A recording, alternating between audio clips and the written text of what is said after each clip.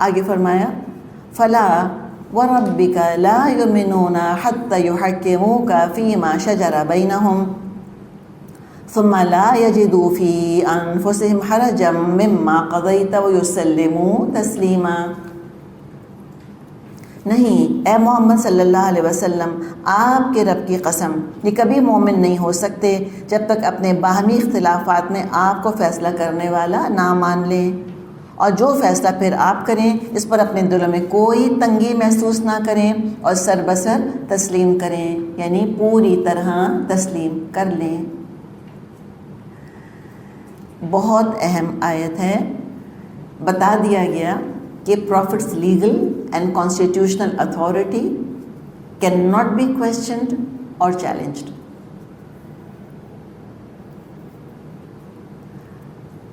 تو جو بھی غلط عقائد اور تصورات ہیں اے منافقوں تمہارے دلوں میں، ان سب کو تم نکال دو، بھول جاؤ کہ تم رسول کو چھوڑ کر بھی ہدایت پا سکتے ہو.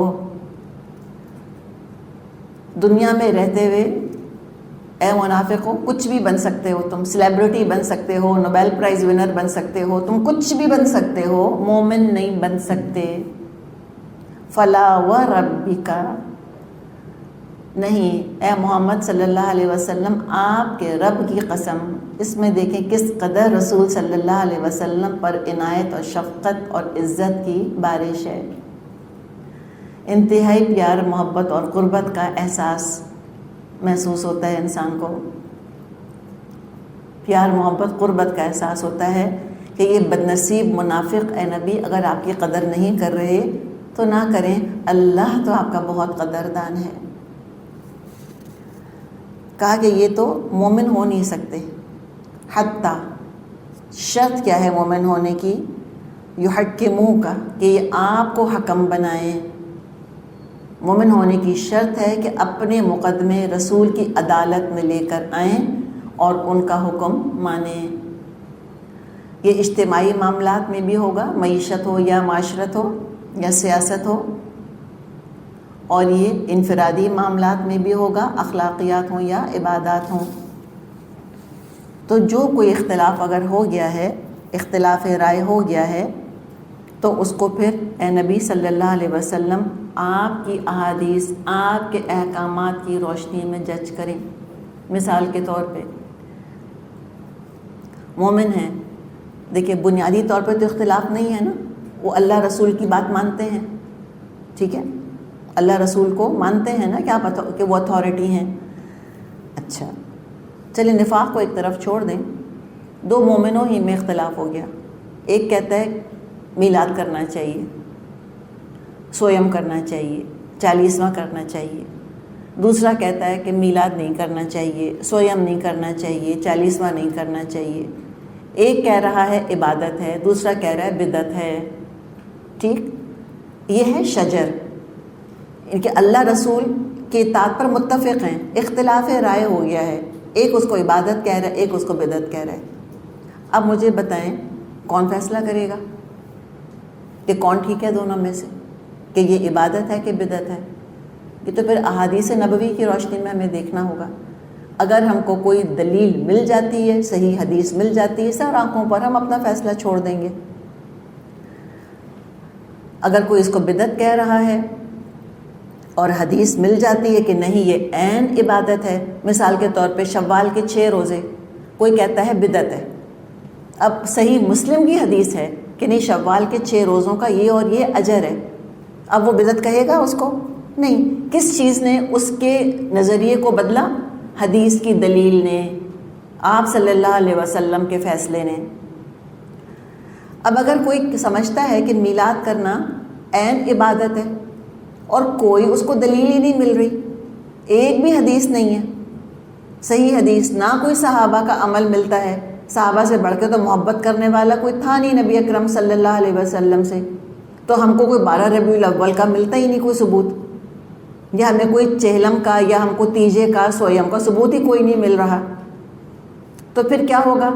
پھر جو اس کو عبادت سمجھ رہا ہے اب وہ کہے کہ ہاں یہ تو بدعت تھی، تائب ہو جائے، توبہ کرے.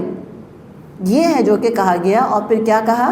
ثم لا یجدوا فی انفسہم حرجا مما قضیت، اور پھر وہ اپنے دل میں کوئی تنگی بھی محسوس نہ کریں اس فیصلے کی جو آپ نے کر دیا، کھلے دل سے انا کو بیچ میں لائے بغیر پورا اعتماد ٹرسٹ کرتے ہوئے رسول صلی اللہ علیہ وسلم کا فیصلہ مان لیں۔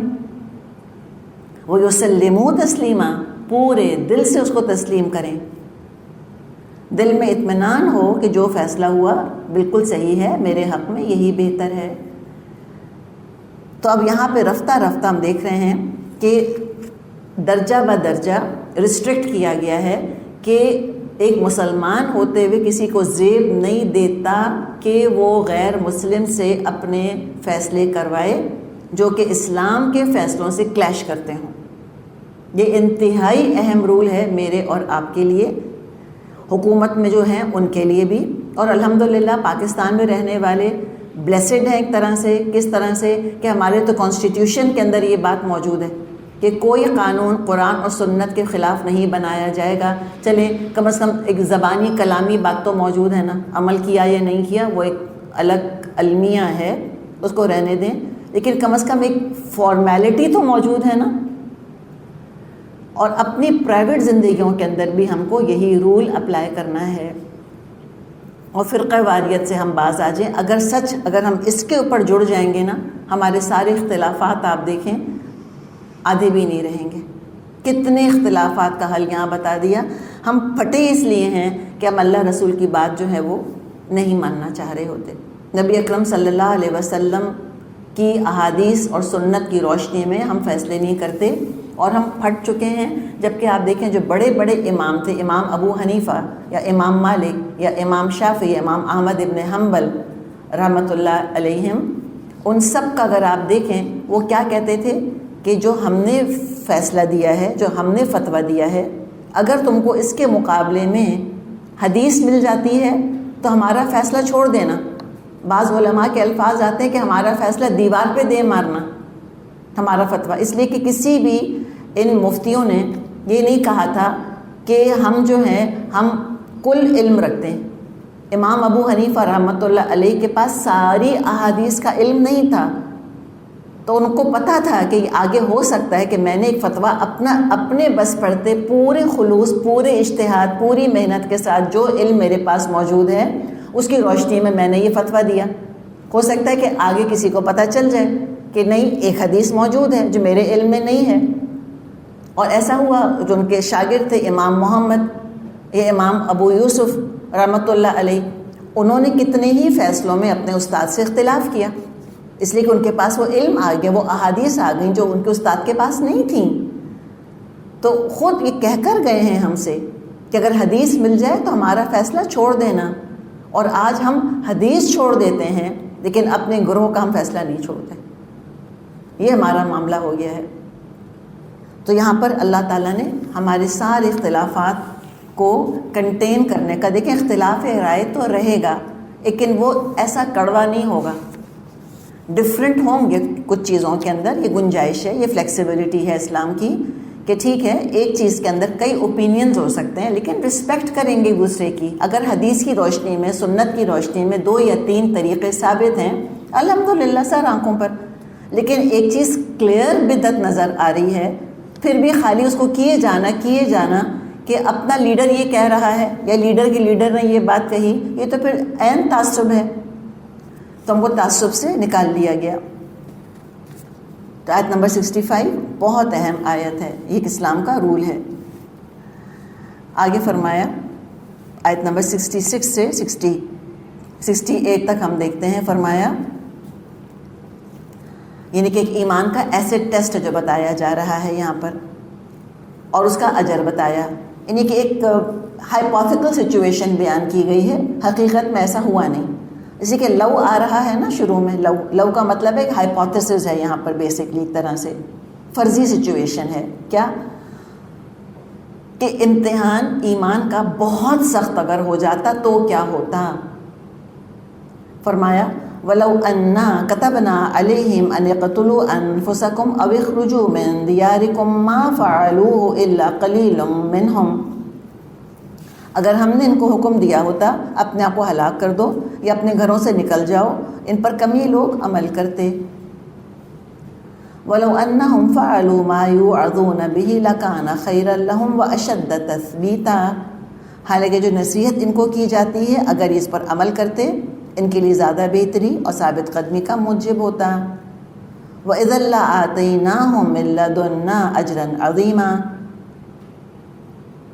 اور جب یہ ایسا کرتے تو ہم ان کو اپنی طرف سے بہت بڑا اجر دیتے۔ وَلَهَدَيْنَاهُمْ صِرَاطًا مُّسْتَقِيمًا، اور ان کو سیدھا راستہ دکھا دیتے۔ تو کیا بات کی گئی ہے؟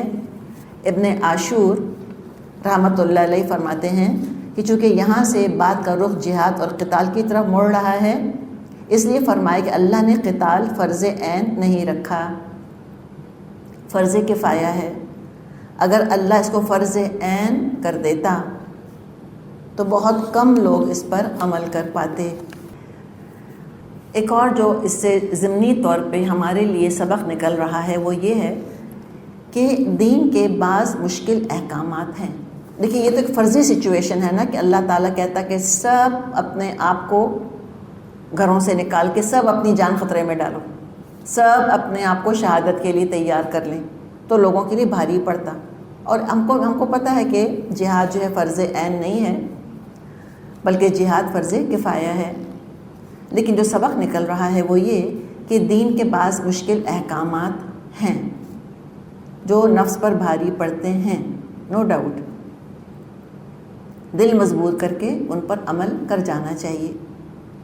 اس کا بدلہ، اس کا اجر بہت عظیم ہے اللہ کے پاس۔ اور یہ سمجھ میں آنے والی بات ہے جب انسان مشکل امتحان پاس کر لیتا ہے، پختگی آ جاتی ہے، اعتماد آ جاتا ہے اس کے اندر، عمل کرتے کرتے آسان ہو جاتا ہے، اللہ کی رحمت آتی ہے،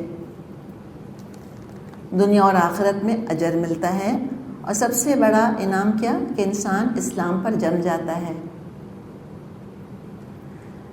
دین کی خاطر جو قربانیاں دیتے ہیں نا وہ دین سے زیادہ وفادار ہوتے ہیں، جو قرآن کی مرضی پر چلتے ہیں وہ زیادہ وفادار ہو جاتے ہیں، اور جو قرآن کو بدل کر اپنے پیچھے چلانا چاہتے ہیں وہ سب سے بڑے بے وفا ہوتے ہیں۔ ہوتا یہ ہے کہ جس کاز کے لیے، جس مقصد کے لیے انسان قربانی دیتا ہے، خطرات برداشت کرتا ہے، وہ کاز اس کی زندگی کا مقصد اور محور بن جاتا ہے۔ مثال ایک ماں کی لے لیں، ایک عورت کی، جب وہ ماں بنتی ہے، بچے کے لیے قربانیاں دیتی ہے، شدید مشکلات اٹھا کر جنم دیتی ہے، پالتی ہے، تو مجھے بتائیں کہ اس بچے کی، اس کی زندگی میں کیا اہمیت ہوتی ہے؟ جتنی زیادہ مشکلات اٹھائی ہوتی ہیں بچے کی خاطر، اتنا زیادہ بچے سے پیار کرتی ہے، تو اس بچے کے لیے وہ جان بھی دے دے۔ ہوتا ہے نا یہ۔ ڈگری کی بات کر لیں، چلیں ماں تو چلیں سب بنتے نہیں، مرد تو ماں ویسے ہی نہیں بن سکتے، ہر عورت بھی ماں نہیں بنتی، چلیں پڑھے لکھوں کی بات کر لیں، لوگ ڈگریز لیتے ہیں، میڈیسن کی ڈگری، انجینئرنگ کی، کوئی ایسٹروناٹ بنتا ہے، کوئی کچھ اور کوئی کچھ، کتنی مشقت، کتنی محنت کرتے ہیں ڈگری کے لیے۔ تو جو جتنی محنت کرتا ہے اس کے لیے، اس کو وہ ڈگری اتنی ہی پیاری ہوتی ہے۔ اگر ایسے ہی تھما دی جائے اس کے ہاتھ میں، شاید اتنی قدر نہ آئے۔ تو جتنا دین کے لیے محنت کریں گے، جتنی دین کے لیے قربانی دیں گے، جتنا دین کے لیے تھکیں گے، اتنا ہی دین پیارا ہوتا چلا جائے گا، اور انشاءاللہ پھر نفاق پاس بھی نہیں پھٹکے گا۔ تو بس جو اللہ فرمائے وہ کر تو گزرے نا انسان۔ اور اللہ نے تو نہیں کہا نا ہم سے کہ تم قتل کرو اپنے آپ کو، یا تم گھروں کو چھوڑ کے نکل پڑو، یہ تھوڑی کہا ہم سے۔ چھوٹی چھوٹی چیزیں کہ ماں کا خیال کرو، خدمت کر لو، شوہر کو درجہ اس کا دے دو، بغاوت نہیں کرتے رہو، ایک دوسرے کا خیال رکھو، 5 وقت کی نماز پڑھو۔ سمپل ہے، کتنا آسان دین ہے، سمپل ہے کہ بھئی یہ کرو یہ نہیں کرو، بیسکلی کیا، بہیو یور سیلف، بس یہی تو بتایا گیا ہم کو۔ لیکن جو زیادہ قربانی دیں گے تو اللہ کیا ان کا اجر ضائع نہ ہوگا، زیادہ قربانی سے زیادہ اجر، عظیم مقام۔ آگے فرمایا وَمَن يُطِعِ اللَّهَ وَالرَّسُولَ۔ اب کوئی کہے کہ بھئی میں آخر کیوں قربانی دوں، میں آخر کیوں مشکل اٹھاؤں، what's in it for me, تو بتا دیے what's in it for you, کیا فائدہ ہوگا تم کو دنیا میں، پتہ نہیں ہو یا نہ ہو، لیکن کیا ہوگا؟ وَمَن يُطِعِ اللَّهَ وَالرَّسُولَ، جو اللہ اور رسول کی اطاعت کرے گا، تو فرمایا فَأُولَئِكَ مَعَ الَّذِينَ أَنْعَمَ اللَّهُ عَلَيْهِمْ مِنَ النَّبِيِّينَ وَالصِّدِّيقِينَ وَالشُّهَدَاءِ وَالصَّالِحِينَ وَحَسُنَ أُولَئِكَ رَفِيقًا، وہ ان لوگوں کے ساتھ ہوگا جن پر اللہ نے انعام فرمایا ہے، یعنی انبیاء اور صدیقین اور شہداء اور صالحین۔ کیسے اچھے یہ رفیق ہیں جو کسی کو میسر آئیں۔ ذالک الفضل من اللہ، یہ حقیقی فضل ہے اللہ کی طرف سے۔ وکفیٰ باللہ علیما، اور حقیقت جاننے کے لیے بس اللہ ہی کا علم کافی ہے۔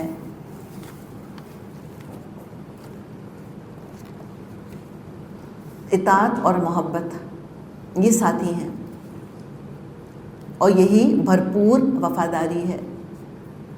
دل میں محبت ہو، احترام ہو، اور عمل میں وفاداری ہو، خدمت گزاری ہو۔ ایک آدمی آپ صلی اللہ علیہ وسلم کے پاس آیا اور کہنے لگا، آپ اس شخص کے متعلق کیا فرماتے ہیں جو کچھ لوگوں سے محبت رکھتا ہے لیکن ابھی تک اعمال میں ان جیسا نہیں ہے؟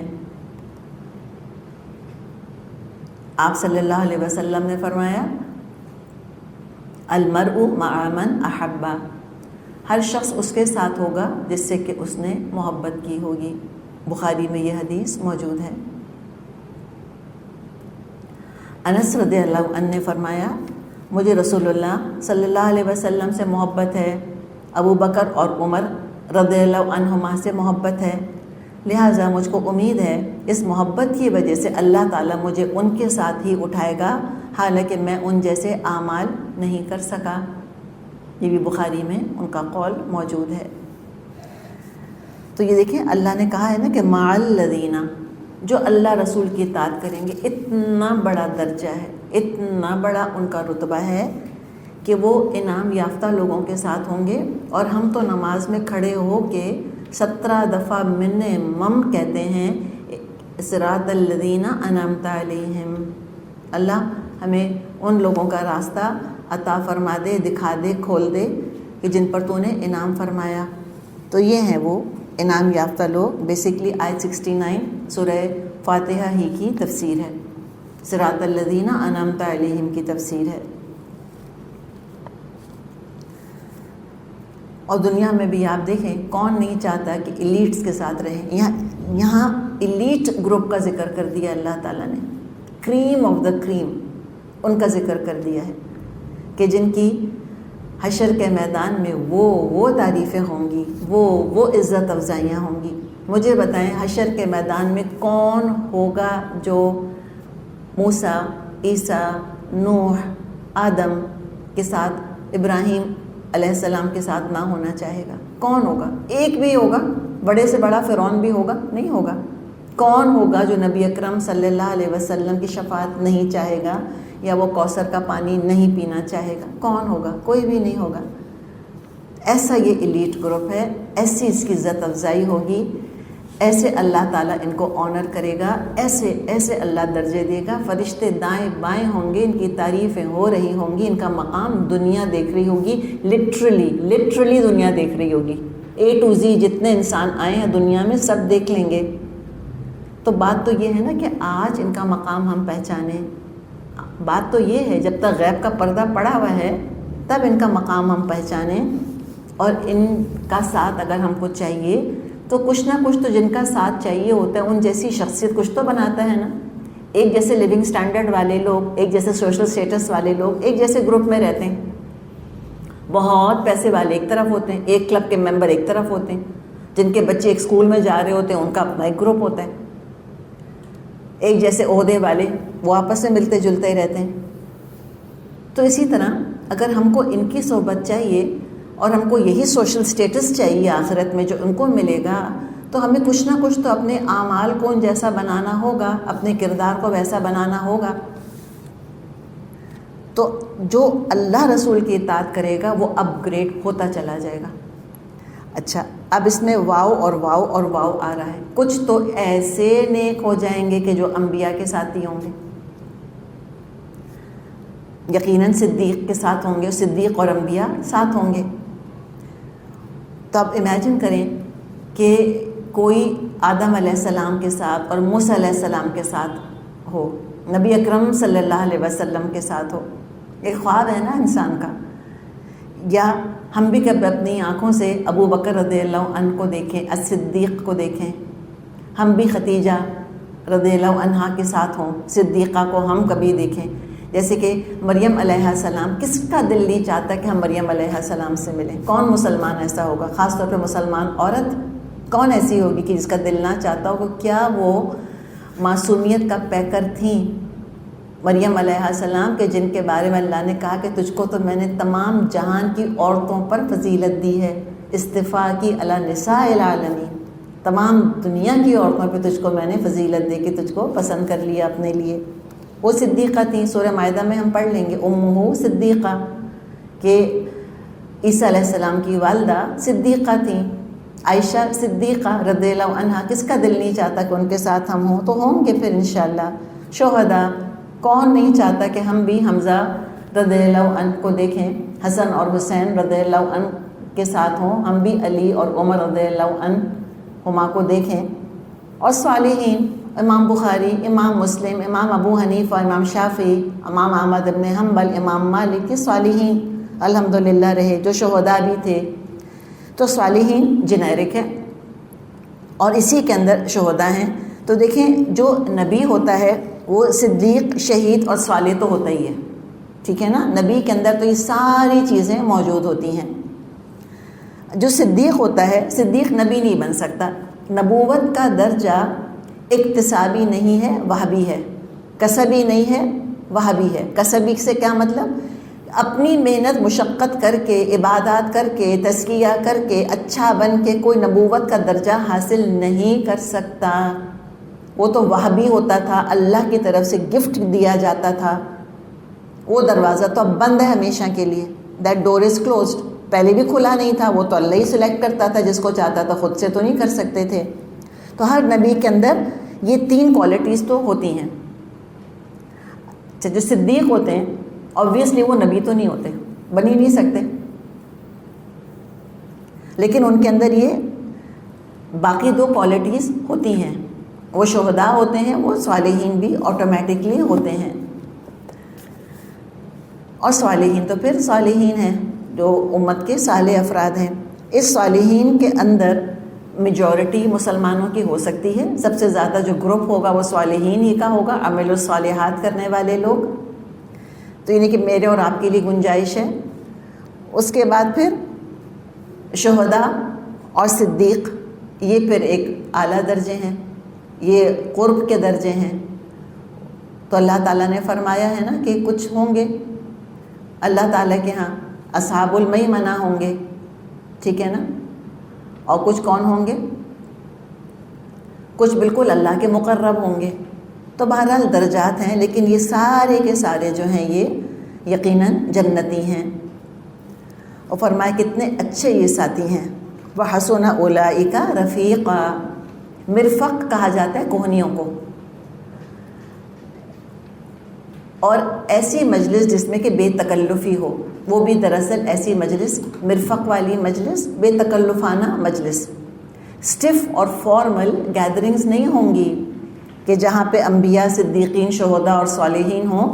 آج امیجن کریں کہ مجلس ہے جس میں کہ انبیاء موجود ہیں، نبی اکرم صلی اللہ علیہ وسلم موجود ہیں، ابو بکر موجود ہیں، عمر موجود ہیں، امام بخاری موجود ہیں، اور ہم کو وہاں پر انوائٹ کر لیا جائے، ہم تو اوہ کے مارے برا حال ہو جائے ہمارا، ہم تو اتنے روب میں آ جائیں کہ ہم تو ایک لفظ نہ بول سکیں، نظر نہ اٹھا سکیں، ہم تو اسٹفلی فارملی بیٹھیں کہ مجھ سے غلطی کوئی نہ ہو جائے، ڈرتے ہی رہیں، اور بس پھر ہم اس محفل سے نکل کر چلے جائیں کہ شکر اللہ کا غلطی کوئی نہیں ہوئی، شاید بات کرنے کی مجال نہ ہو ہماری، کہ ہم ہنسنا بولنا تو بہت دور کی بات ہے۔ یہاں دیکھیں اللہ تعالیٰ نے کیا فرمایا کہ وہ کیسی مجلسیں ہوں گی؟ جیسے رفیقوں کی مجلسیں ہوتی ہیں۔ کیسی؟ اسٹف اور فارمل نہیں ہوں گی، قربت والی، اپنائیت والی، ریلیکسڈ۔ اس لیے کہ انسان جب ریلیکس کرتا ہے نا، آپ نے دیکھا ہوگا کوہنیوں کے بل پہ وہ ریلیکس کر رہا ہوتا ہے، کوہنیاں ٹیک کر پیچھے ہم ریلیکس کرتے ہیں۔ تو فرمایا کہ وہ بڑی بے تکلفانہ مجلسیں ہوں گی جہاں پہ تم ان سے ملو گے. اور رفیقاً دیکھیں رفقا نہیں لکھا، بحسنا اولئک رفقا ہونا چاہیے تھا. اولئک تو جمع ہے، رفیق واحد ہے. انڈیکیشن ہے کہ ضروری نہیں ہے کہ انبیاء، صدیقین، شہداء، صالحین سے مجمع کے اندر ہی ایک گروپ میں ہی ملیں. انفرادی 1-to-1 بیسس پر ہی ملاقات کر سکیں گے اللہ نے اگر چاہا. ہم بھی کبھی وہ جو الفضیلہ اور الوسیلہ جو 2 خصوصی درجے ہیں نبی اکرم صلی اللہ علیہ وسلم کے، اللہ توفیق دے، اللہ توفیق دے کہ ہم بھی کبھی جائیں اور جا کے 1-to-1 نبی اکرم صلی اللہ علیہ وسلم سے ملاقات کریں. تو انڈیویجول ملاقاتوں کی طرف بھی اس میں اشارہ ہے. اللہ تعالیٰ بس ہمیں صدیق، شہید یا صالحین کی کیٹیگری میں شمار کر لے. تو شہداء اور کم ہیں اور صدیق تو اور بھی کم ہوں گے، لیکن کم کا مطلب یہ نہیں کہ ہم وہ درجہ حاصل نہیں کر سکتے. یہ صدیقیت، شہید اور صالحین کے درجے کسبی ہیں، کسبی، یہ کمائے جا سکتے ہیں. جو جتنا اپنے آپ کو رسول کے اسوے اور نمونے سے قریب ترین کرتا چلا جائے، جو جتنا زیادہ نبی اکرم صلی اللہ علیہ وسلم کے مشن میں اپنے آپ کو لگاتا کھپاتا چلا جائے، چلتا چلا جائے، اتنے ہی وہ ترقی درجات کا حامل ہوگا. تو یہ ایک اور بات آپ دیکھیں. پھر یہاں پر آیا ہے نا وَمَن يُطِعِ اللَّهَ وَالرَّسُولَ، جو اطاعت کرے اللہ اور اس کے رسول کی. تو ابھی ہم نے یہ لا ڈسکس کیا تھا کہ شریعت کے حکم میں اللہ اور رسول کہیں گے، اور کس میں نہیں کہیں گے؟ قدرت کے حکم میں صرف اللہ کا نام لیں گے. کن فیکون، یہ کون کہتا ہے؟ اللہ. ہم یہ نہیں کہیں گے کہ اللہ اور رسول نے کہا کن فیکون، اللہ رسول نے کہا کن ہو جا تو وہ ہو گیا. نہیں. کون زندگی موت دیتا ہے؟ اللہ اور رسول نہیں، اللہ. ایک شخص آیا، اس نے آ کے نبی اکرم صلی اللہ علیہ وسلم سے کہا ما شاء اللہ و ما شئت، کہ جو اللہ چاہے اور جو آپ چاہیں. آپ صلی اللہ علیہ وسلم نے فرمایا اجعلتنی للہ ندًا، کیا تو نے مجھ کو اللہ کا ہمسر بنا دیا، برابر بنا دیا؟ پھر آپ نے سکھایا اس کو کہو کہ نہیں، ما شاء اللہ وہ ہوگا جو اللہ چاہے گا، ثم شئت پھر جو آپ چاہیں، یہ کہا جاتا ہے. یعنی کسی کو صحت مل گئی، ہم کہیں گے اللہ نے صحت دی، اور پھر ڈاکٹر کی دوا بہت پر اثر تھی، ڈاکٹر کے ہاتھ میں بہت شفا تھی. ہم یہ نہیں کہہ سکتے کہ ڈاکٹر اور اللہ نے شفا دی، اللہ اور ڈاکٹر نے شفا دی، نہ. پہلے اللہ کا نام لیا جائے گا، پھر رسول کا اطاعت کے اندر. اور پھر اگر کوئی ہمیں کریڈٹ کسی کو دینا ہے تو پہلے پورا کریڈٹ اللہ کو جائے گا، اور اس کے بعد کسی شخص کا الگ سے ذکر کیا جائے گا. تو صدیق کون؟ جو قول اور عمل میں، عقیدے میں بالکل سچے، ہم آہنگی ہوتی ہے قول اور فعل میں، ان کے کوئی تضاد، کوئی اختلاف نہیں ہوتا. شہید کون ہیں؟ اہل علم، دنیا میں حق کے گواہ بننے والے، قیامت کے دن گواہی کے منصب پر فائز ہوں گے، جنہوں نے اپنے قول اور عمل سے گواہی دی کہ ہم دین پر عمل کرنے والے ہیں. اہل علم یہ ہیں شہید. اور اللہ کی راہ میں جان دینے والے، انہوں نے تو پھر دیکھیں نا، ہم کہتے ہیں کہ الٹیمیٹ کر دیا کہ انہوں نے تو جان اللہ کی راہ میں دے کے اور شہادت دے دی کہ ہم تو اللہ کے وفادار ہیں. Literally they walked they talk, جو کہا اس پر عمل کیا. کتنا عمل کیا کہ جان دے دی اللہ کی راہ میں. صالح عقیدہ رکھنے والے، صالح کام کرنے والے، عمل صالح کرنے والے، اور معاشرے کی اصلاح کرنے والے. تو آخرت میں رفیق وہی بنے گا جو دنیا میں معاون اور ساتھی اور محبت کرنے والا اور مشن میں ساتھ دینے والا رہا ہو. تو یہ کون لوگ ہوں گے؟ ذالک الفضل من اللہ، یہ اللہ کا فضل ہے. اللہ کا فضل کہاں ہے؟ قرآن اور حدیث کے اندر. جو جتنا چاہے اس فضل کو سمیٹ لے. کئی جگہ ہم کو قرآن میں ملے گا اللہ تعالیٰ نے فرمایا ہے کہ اے نبی آپ پر اللہ کا فضل بہت بڑا ہے، اللہ نے آپ پہ بڑا فضل کیا ہے، اللہ نے آپ پہ بڑا کرم کیا ہے۔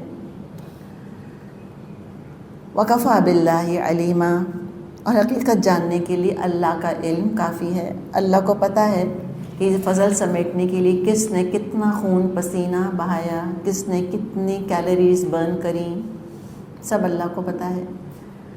تو جو اس عظیم ایلیٹ گروپ میں شامل ہونا چاہتا ہے وہ تو جہاد کو زندگی کا حصہ بنا لے۔